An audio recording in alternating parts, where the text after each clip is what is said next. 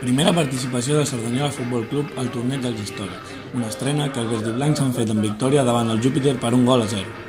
El partit ha estat dominat en major part pel conjunt verdiblanc, que al minut 3 avisava ja amb una ocasió de Demba que enviaria a córner Uri. Seguidament seria Roger qui causaria perill per banda esquerra, amb una centrada lateral que reforçava la defensa del Júpiter.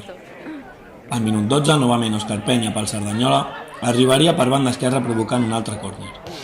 Víctor Aliaga obriria la llauna de Vaselina i avançaria el Cerdanyola Futbol Club amb una molt bona assistència de Roger al minut 16.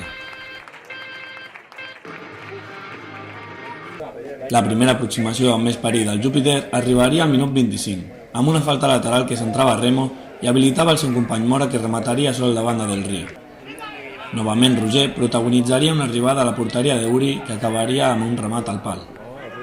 Finalitzat el partit, els jugadors han pogut agafar forces per afrontar altres 45 minuts al front del Granollers, que en el seu respectiu partit contra el Júpiter ha finalitzat en empat a 0.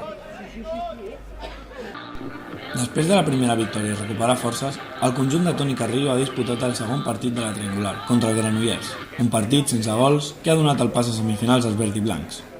Inicialment, era el Granollers qui controlava el temps del partit, amb contínues aproximacions a l'àrea de Miguel Ramos, nova incorporació verdiblanca.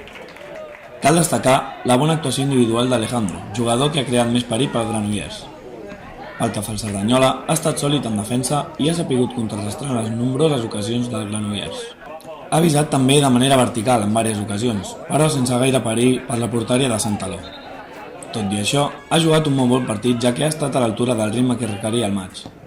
La victòria contra el Júpiter per 1-0 i l'empat contra el Granollers a 0 donen l'empàs a semifinals a l'equip de Carrillo, que les disputarà el dissabte dia 5 contra Vilassar de Mar.